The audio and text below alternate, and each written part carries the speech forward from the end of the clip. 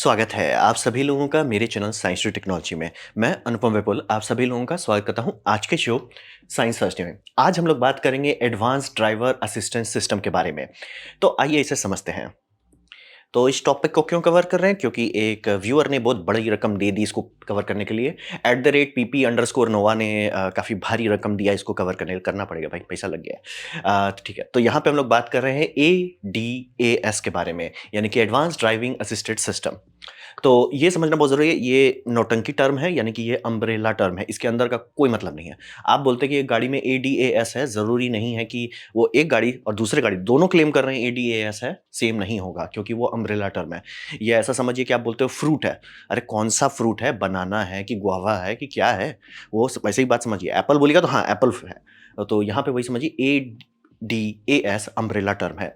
ये उस टेक्नोलॉजी के ग्रुप को कहा जाता है जो आपको गाड़ी चलाने में मदद करता है। और यहाँ पे समझिए इसमें जुगाड़ ये किया जाता है कि गाड़ी में टूल्स डाले जाते हैं, चाहे वो कैमरा लीजिए, सेंसर लीजिए, आगे और बात करेंगे। और उन सब का काम रहता है कि सेफ ड्राइव करना आसान हो जाए। ठीक है? अब रहा बात कि ऐसा आप कैसे कर सकते हैं कि गाड़ी लोग चला रहे हैं और उसमें सेफ ड्राइविंग हो जाए और बिना उसमें सेल्फ ड्राइविंग डाले।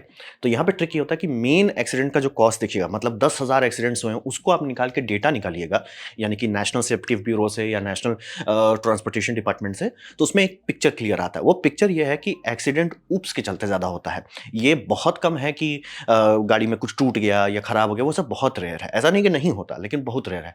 मेजॉरिटी होता है लैक ऑफ अटेंशन से, यानी कि बंदा चलाते-चलाते सोने लगा या बनाते-बनाते डिस्ट्रैक्ट हो गया। तो उप्स जो है वो ह्यूमन एरर से आता है और वो जो है बहुत मेजॉरिटी एक्सीडेंट घूम फिर के वही हो रहा है कि कोई उप्स कर दिया। तो उसको सॉल्व करना पॉसिबल है बिना ज़्यादा फचांके, बिना पूरा सेल्फ ड्राइविंग बनाए।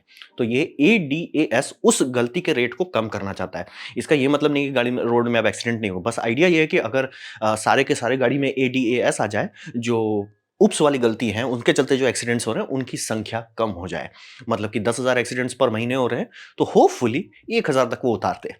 होप यही है, जो उप्स के आप ध्यान नहीं दे रहे थे, गाड़ी बोल देगा सर ध्यान कहाँ है आपका? मतलब समझ रहे हैं? कोई अलर्ट कर देगा आपको, तो एक्सीडेंट से बच सकते हैं। तो वही है ADAS, वही है कि कई बार वो आपसे हाथ से कंट्रोल ले लेगा, आपको अलर्ट करेगा और फिर रोक देगा। तो अब बात करते हैं, ये सब करने के लिए गाड़ी को ये तो समझना पड़ेगा दुनिया में हो क्या रहा है, तो इसके लिए चाहिए इनपुट। अब ये रियल टाइम इनपुट की बात हो रही है, यानी कि इसमें आप मैप से डेटा नहीं देख सकते, इसको गाड़ी को खुद देखना पड़ेगा अगल-बगल क्या हो रहा है। तो सबसे सिंपल गाड़ी खुलती है आपका कैमरा से। तो कैमरा में क्या-क्या खोजा जाता है, जैसे मान लीजिए आप कैमरा लगा रहे हो तो कंपनी क्या खोजेगी, ऑर्डर जो करेगा, जैसे मान लीजिए महिंद्रा ऑर्डर करता है, तो क्या बोलेगा कैमरा सेंसर मैन्युफैक्चरर से हमको क्या-क्या चाहिए, तो बोलेगा भैया हाई डायनामिक रेंज चाहिए। हाई डायनामिक रेंज का मतलब ये होता है कि धूप पूरा निकला हुआ है, गाड़ी उसी में धूप है, वो बर्न आउट कर ही देगा सेंसर। लेकिन जो छाँव वाले एरिया उसमें भी कुछ दिखने लायक होना चाहिए। हाई डायनामिक रेंज मतलब डार्क में भी कुछ दिख रहा हो, ब्राइट में भी कुछ दिख रहा हो, वो चाहिए होगा। हाई एफपीएस, जो कि गाड़ी काफ़ी तेज़ चलती है, मतलब इंडिया में भी आप गाड़ी आराम से 100 किलोमीटर प्रति घंटा पे चलाते हैं और ऑटोबान तक में अगर जाने लगते हैं तो 200-300 किलोमीटर प्रति घंटा पे लोग चलाने लगते हैं। तो आपको चाहिए जो उतना स्पीड पे अपडेट कर सके। और कलर जो है जनरली नहीं लगाया जाता है, लेकिन कभी-कभी लगाया जाता है कि अगर उसे सिग्नल एनालिसिस करना चाहते हैं कि रेड है, ब्लू है या ग्रीन है। एक्चुअली उसकी ज़रूरत नहीं है, ब्लैक एंड व्हाइट में भी आप ट्रेनिंग डाल सकते हो कि रेड ऐसा दिखता है, ब्लू ऐसा दिखता है। ब्लैक एंड व्हाइट में आपको अंदाज़ा मिल जाएगा और प्लस सिग्नल का एक प्रोटोकॉल होता है कि उसका रेड नीचे होगा, येलो कहाँ होगा। जो भी देश में आप लॉन्च कर रहे हो उसका एक रूल होता है, तो इसीलिए ज़रूरी नहीं कलर डालो, बट काफ़ी कंपनी डालती है, काफ़ी कंपनी नहीं डालती है, तो वो ज़रूरी नहीं है। और रहा बात कि जनरली अब सेंसर जो है ब्लैक एंड व्हाइट ही होता है, उसके आगे कलर फ़िल्टर लगाया जाता है। अगर कलर फ़िल्टर हटा देते हैं, सेंसिटिविटी बढ़ जाती है, डायनामिक रेंज बेटर हो जाता है और प्रोसेसिंग भी आसान हो जाता है, तो कई बार कंपनी नहीं डालती है कलर कैमरा, ज़रूरत नहीं है। तो ये सारा आपका कैमरा का पहला लाइन ऑफ डिफेंस होता है कि पहले डेटा कलेक्ट करो, हाई डायनामिक रेंज लो, हाई स्पीड पे फुटेज शूट करते रहो और कलर अगर ज़रूरत है तो लो।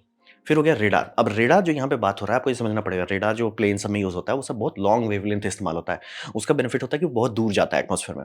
अगर आप फ्रीक्वेंसी बढ़ा देते हैं, वो तुरंत अटेन्यूएट कर जाता है, यानी कि आप लोग के घर में वाई-फाई होगा, आपको पता होगा वाई-फाई में आजकल में आपको 2 फ्रीक्वेंसी मिलते हैं जनरली, 2.5 गीगाहर्ट्ज़ और 5 गीगाहर्ट्ज़। 2.5 गीगाहर्ट्ज़ आपका घर का छत के ऊपर तक पहुँच जाता है, वहीं पे 5 गीगाहर्ट्ज़ स्पीड ज़्यादा देता है लेकिन ज़्यादा दूर नहीं जाता है, 1-2 दीवार के बाद ही बोल जाता है। तो वैसे ही अगर आप फ्रीक्वेंसी बहुत बढ़ाते हैं, रेंज घट जाता है, लेकिन आपका रेज़ोल्यूशन यानी कितना छोटा चीज़ आप पकड़ पा रहे हैं, वो बेटर हो जाता है। तो इस बात को मद्देनज़र रखते हुए गाड़ी में प्लेन वाला रेडार डालने का कोई फ़ायदा नहीं है, क्योंकि उतना दूर में आपको नहीं देखना है कि सर वो एक दूर में कोई ट्रक आ रहा है धीरे-धीरे, वैसे काम नहीं चलेगा। आपको चाहिए मेरे अगल-बगल क्या है? तो उसके लिए रेडार जनरली मिलीमीटर वेव वाले इस्तेमाल किए जाते हैं, यानी कि जिनकी फ्रीक्वेंसी 76 गीगाहर्ट्ज़ से लेके 81 गीगाहर्ट्ज़ के रेंज में होता है। ये ज़्यादा दूर नहीं जानता, यानी कि एक गाड़ी जो चिल्ला रहा होगा, उसका रेडार भैं, भैं, भैं कर रहा होगा, वो ज़्यादा दूर दूसरे गाड़ी को पता भी नहीं चलेगा कोई भैं, भैं कर रहा है। तो रेडार जो है, ये काफ़ी शॉर्ट रेंज रहता है, लेकिन रिज़ॉल्यूशन अच्छा रहता है, यानी कि ये आपके गाड़ी के अगल-बगल क्या हो रहा है, उसका एक अच्छा डेटा दे देता है कि हम बोल रहे हैं कि ये सामने वाली गाड़ी 8 मीटर दूर है, 8 मीटर दूर है। वो मतलब आपको प्रिसिजन दे सकता है कि मैं बोल रहा हूँ वो 4 मीटर दूर है या वो 4 मीटर दूर है, मतलब 4.5 मीटर दूर है, वो 4.5 वो एक्यूरेसी काफ़ी मायने रखती है। और फिर इससे ये इसी जैसा एक और टेक्नोलॉजी जिसे हम लोग कहते हैं लाइडार। लाइडार भी वही है, रेडार जैसा टेक्नोलॉजी, बस रेडियो वेव्स की जगह वो लाइट वेव इस्तेमाल करता है। और ये काफ़ी अच्छा 3D डेप्थ परसेप्शन देता है। और पूरी दुनिया इसी पे पड़ी हुई है कि जिस दिन कोई भी कंपनी क्रैक कर ली ना लाइडार बनाना, जिसमें मूविंग पार्ट ना हो, सेल्फ ड्राइविंग गाड़ी सक्सेसफुल हो जाए। अभी हम लोग यहीं फंसे हुए हैं, ये अभी कोई सस्ते में नहीं बना पा रहा है। लेकिन बात वही समझिए कि अगर आप ऐसा गाड़ी बनाना चाहते हैं कि जिसको सर हमने बोल दिया ये सेफ है तो मतलब सेफ है, आप टेस्ला वाला नौटंकी नहीं कर सकते कि सिर्फ गाड़ी पे चलो, कैमरा पे चलो। क्यों? कैमरा चौंधिया सकता है, और प्लस उस कैमरा गेस करता है, ठीक है? आप कितना भी एआई की ट्रेनिंग कर दो, एट द एंड वो गेस कर रहा है कि सर वो सामने वाली गाड़ी है, मैं गेस कर रहा हूँ कि वो मतलब उसका स्पीड इतना है और वो इतना दूर है। रेडार बता देता है, हम बोल रहे हो तो मतलब हम बोल रहे हैं। लाइडार बता देता है, हम बोल रहे हैं तो मतलब बोल रहे हैं। और रेडार और लाइडार ये दोनों जनरली वेदर में खराब होने पे, यानी फॉग होने पे, बारिश-वारिश होने पे काफ़ी अच्छा चल पाता है। रेडार और लाइडार दोनों हैं, तो मतलब किसी भी तरह का वेदर हो, आप स्पीड पे गाड़ी चला पाएँगे, क्योंकि वो गाड़ी में पूरा डेटा दे रहा है बम-बम तरीके से। कैमरा वाला भूल जाता है, इसीलिए टेस्ला में काफ़ी लोग मर चुके हैं। तो इनपुट समझना बहुत ज़रूरी है, एक के भरोसे नहीं चलेगा। कम से कम 2 हो या आइडियली तीनों हो। मतलब कि कैमरा दबा के दिया गया हो, रेडार दे दिया गया हो मिलीमीटर वेव का, और लाइडार दे दिया जाए, ताकि एकदम हम बोल रहे हैं गाड़ी को पता है कहाँ है वो, तो गाड़ी को पता है कहाँ है। तो अब बात ये है, ठीक है, ये तो आपने बुद्धि डाल दिया उसके अंदर, ठीक है? उसको डेटा पता चला कि मेरे अगल-बगल क्या हो रहा है, हम किस स्पीड पे चल रहे हैं, ये सब हो गया बल्ले-बल्ले। उसके बाद वो करेगा क्या? एक्शन क्या है? तो एक्शन ये समझिए, ये आपके लिए गाड़ी नहीं चलाएगा। यानी कि कहने को उसका सारा फंक्शन है कि वो गाड़ी चला सकता है, वो चलाने नहीं दे रहा बाय लॉ। तो वो आपको सिर्फ गाइड करने के लिए बनाया गया है, और इमरजेंसी इंटरवेंशन के लिए। यानी कि आप ऐसे चला रहे थे गाड़ी, ठीक है? और आपको बेहोश हो गया, ठीक है? कोई दौरा पड़ गया, कुछ हुआ, बेहोश हो गया, आपका हाथ छूट गया स्टीयरिंग से। पहले गाड़ी चिल्लाएगा, "भैया क्या कर रहे हो?" फिर गाड़ी जोर से चिल्लाएगा, "भैया क्या कर रहे हो?" फिर वो ब्रेक मारेगा, पचाक खच खींच के आगे, झटका से आप उठो। उठ गए, बल्ले-बल्ले, नहीं उठे, तो वो ये वार्निंग लाइट जलाने लगेगा और धीरे से पार्क करेगा अपने आप को साइड में। तो वो होता है इमरजेंसी इंटरवेंशन।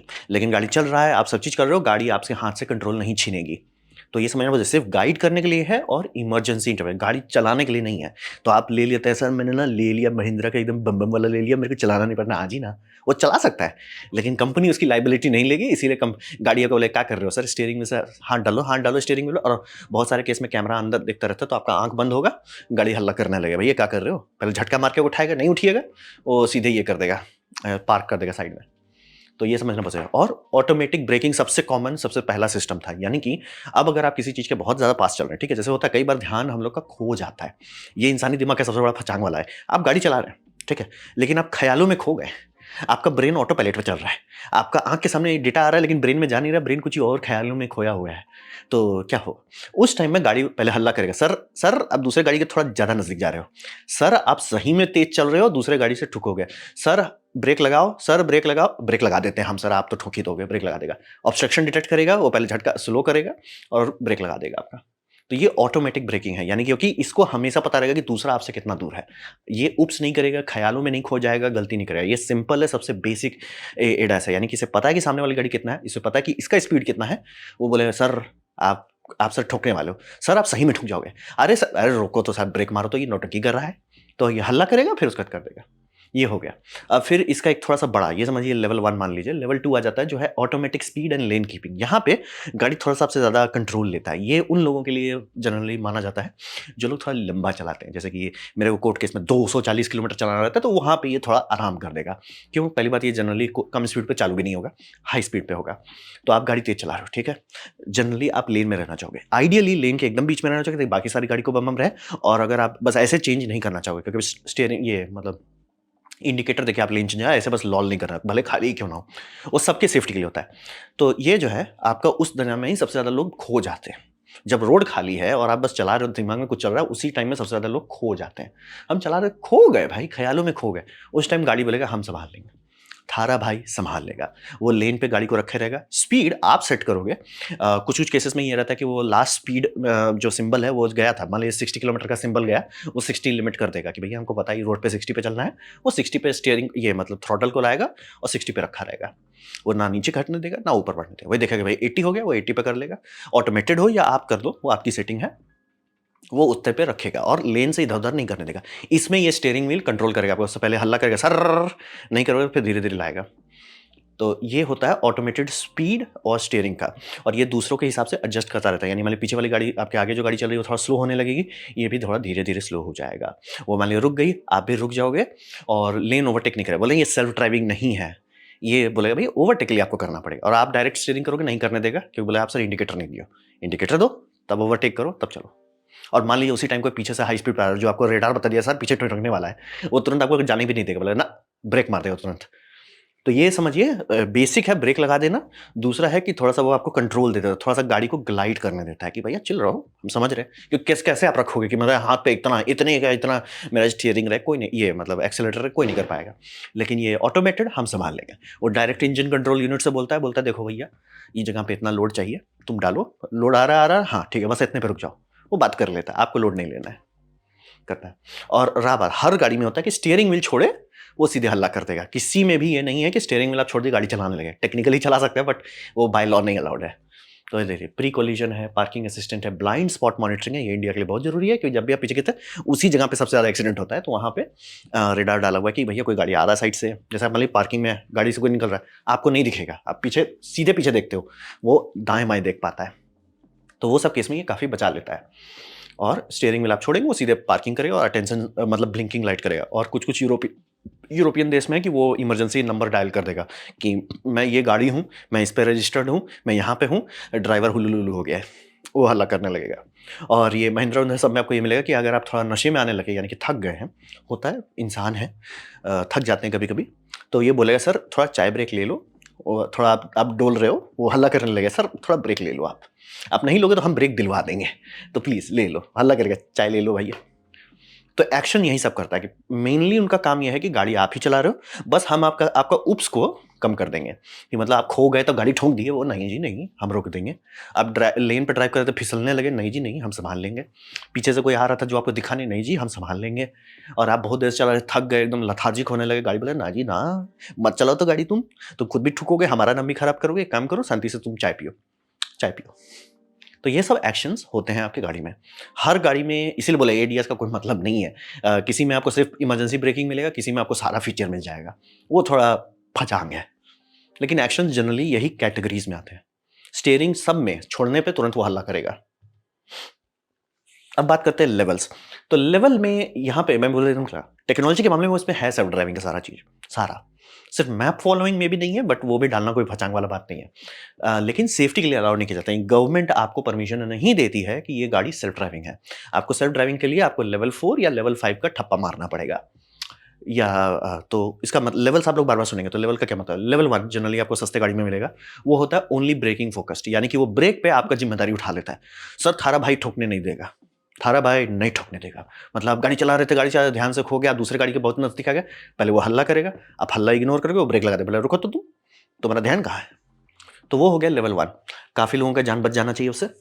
फिर हो गया लेवल 2, ये थोड़ा सा एक्सीलेटर इसको छूने का थोड़ा सा मिलता है। अब मैं एकदम क्लियर कर देना चाहता हूँ, ये ऐसा क्लियर कट नहीं है, मेरे को और कोई तरीका नहीं मिला इसको काटने का डेटा, तो वही बता कि वो एक्सीलेटर छूता है कि ठीक है सर मैं समझ लेता हूँ कि आपको 60 पे चलना है ना, हम 60 पे चलाते हैं, आप लोड मत लो, आप टांग को एकदम ऐसे बैलेंस मत करो, हम चला लेते हैं। 60 पे चलना है हम चला लेते हैं, 80 पे चलना है हम चला लेते हैं, वो कर सकते हैं।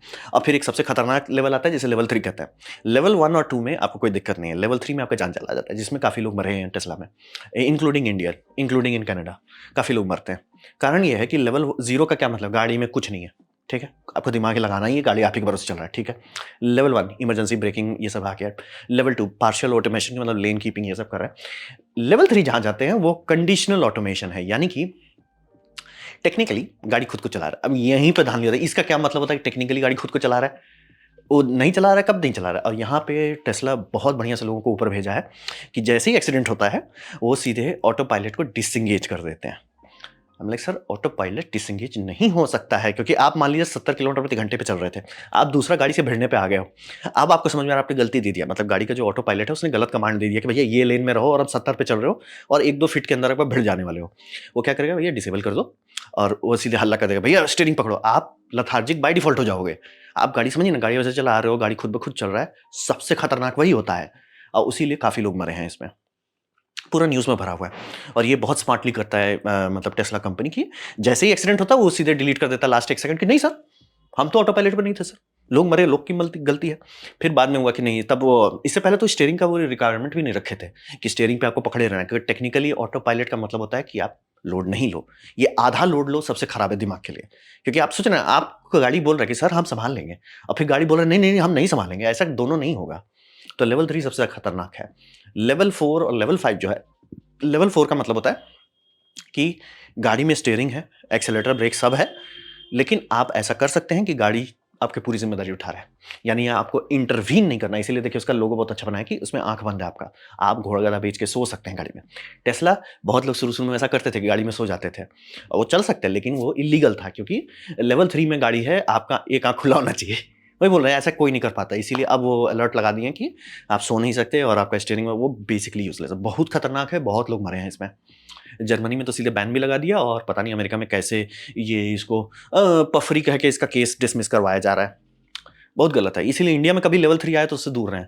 लेवल 3 आप ही गलती करोगे और वो बाय लॉ आप ही की गलती मानी जाएगी। देखो क्योंकि कंपनी तो सीधे बोले, देखो सर हमने बोला था आपको स्टीयरिंग पे हाथ रखना है। इसलिए भैया क्या फ़ायदा हुआ?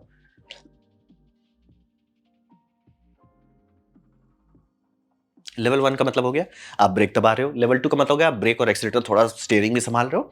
लेवल 3 कभी नहीं खरीदिए। लेवल 4 अब आप उस पे थोड़ा सोच सकते हैं। लेवल 5 उसमें जनरली होता ही नहीं है स्टीयरिंग मतलब वो पॉड बनाया जाता है कि भैया उसमें ड्राइवर का कोई इनपुट नहीं है।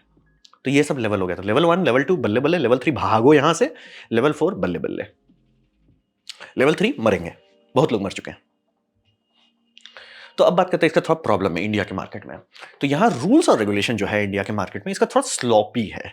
मतलब कि हर गाड़ी का इम्प्लीमेंटेशन एक जैसा नहीं है। यानी कि मैं जब अगर आपको बोलता हूँ ये एंटी लॉक ब्रेकिंग सिस्टम, आपको हर किसी को पता है कि वो एबीएस क्या है, कैसे बिहेव करता है, हर गाड़ी में कैसा वो काम करेगा। आपको पता है ब्रेक दबाने पे वो गाड़ी को चक्का लॉक करेगा, चक्का फिसलने लगेगा वो छोड़ देगा, फिर से ब्रेक लगाएगा।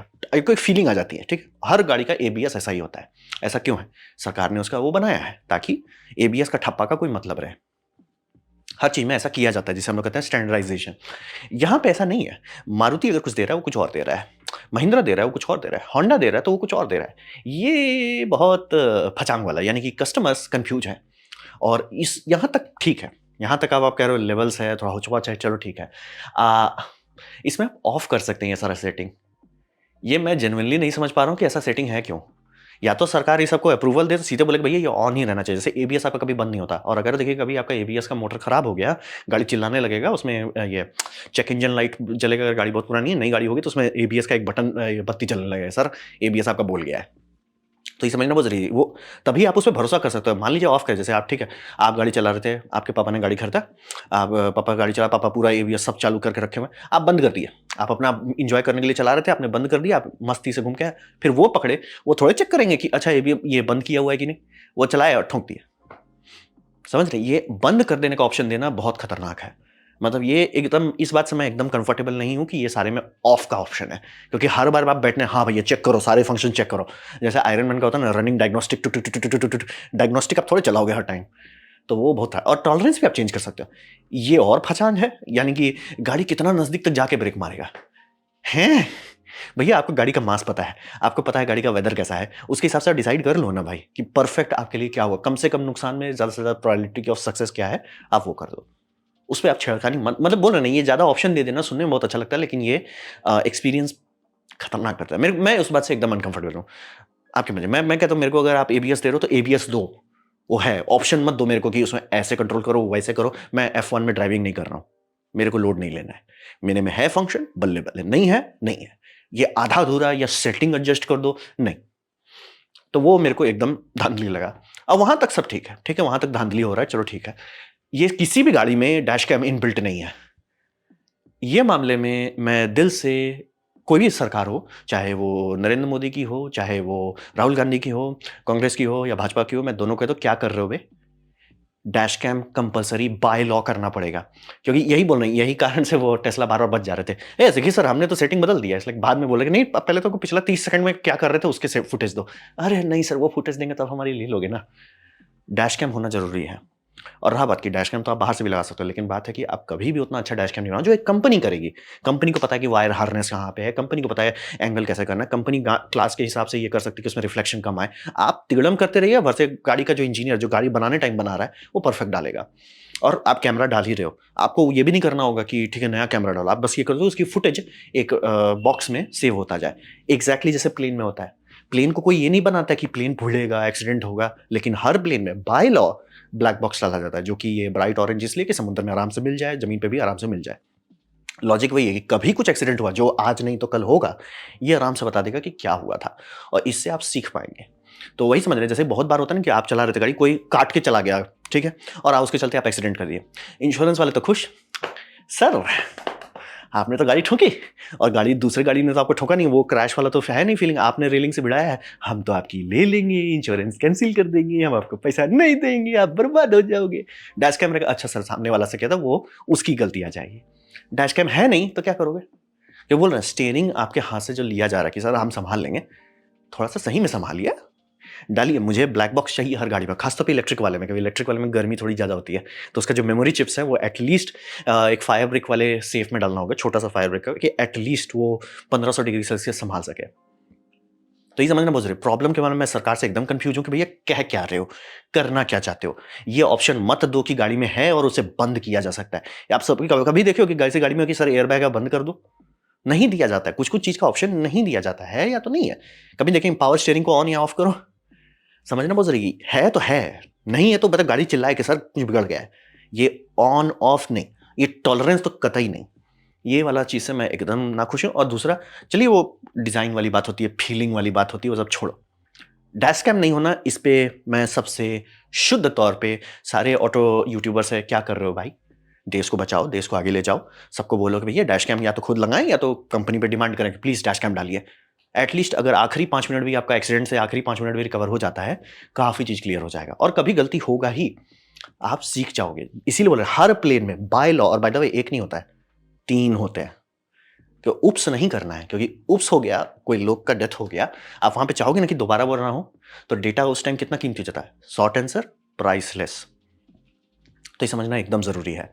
इससे इसलिए मैं एडीएस वाला पे उतना ज्यादा खुश नहीं हूं जितना है। लेवल 1 ठीक है, लेवल 2 ठीक है, डैश कैम जरूर लगेगा, क्योंकि गाड़ी अगर कुछ गलती किया आपके पास कोई मतलब प्रूफ नहीं रहेगा। सरकार आपकी ले लेंगे, इंश्योरेंस वाले आपकी ले लेंगे, गाड़ी कंपनी भी आपकी ले लेंगे, और सब लोग आपको गाली भी देंगे। इसीलिए डैश कैम हमेशा लगाइए। और ये बाय लॉ होना चाहिए गवर्नमेंट में कि सर आप स्टीयरिंग का कंट्रोल ले रहे हो, थोड़ा जिम्मेदारी उठाओ। तो बोलते ना with great power comes great responsibility. डालो अपना ब्लैक बॉक्स कि भैया क्या हुआ था गाड़ी में ठोकने से पहले, सिर्फ 10 मिनट, उससे ज़्यादा नहीं चाहिए। और अगर आप नहीं, ऑब्वियसली किसी गाड़ी में नहीं आता है, तो आप खुद भी लगा सकते हो डैश कैम, कुछ नहीं से तो काफ़ी बेटर होगा। तो ये प्रॉब्लम मुझे लगा, जो कि डैश कैम का ना होना ये सरकार की धांधली है। उस पर रूल्स रेगुलेशन क्या फूक रहे हैं समझ में नहीं आता है, बट ये आप लोगों पे है। अगर आप ऐसी गाड़ी लेते हैं, प्लीज़ डैश कैम पे खर्च करें। गाड़ी अगर कुछ गलती किया, जो कि बोले नहीं गाड़ी कभी गलती नहीं करे इंसान का बनाया हुआ कोड है, गलती करेगा, आज नहीं तो कल करेगा, आपके हाथ में नहीं तो दूसरे के हाथ में सही, इंसान का बनाया हुआ चीज़ है। प्लेन से ज़्यादा खर्चा नहीं हुआ है आपके गाड़ी में, समझ रहे हैं? और प्लेन में डाला गया तो ज़्यादा ओवर स्मार्ट ना बने, डालें शांति से डैश कैम। तो ये था मेरा presentation automated advance automated driving assistance के बारे में। उम्मीद करता हूँ आपको अच्छा लगा, कुछ सीखने में कुछ समझ में आया। अगर ऐसा है, लाइक कर दे, दूसरा शेयर कर दे, उससे मेरा काफ़ी भला होगा। नहीं अच्छा लगा, नहीं पसंद आया, कोई बात नहीं, आप डिसलाइक दबा सकते हैं। मैं कहूँगा डिसलाइक 2 बार दबाएं, उससे मुझे पता चलो कितना पसंद हुआ है। मैं आपसे कहूँगा कमेंट लिखें, मैं हर कमेंट को पढ़ने की कोशिश करता हूँ। आपसे कहूँगा सब्सक्राइब कीजिए, बेल दबाइए, अगर आप फ्री हैं तो। आपने मेरा वीडियो देखा, जान के मुझे बहुत खुशी हुई। धन्यवाद।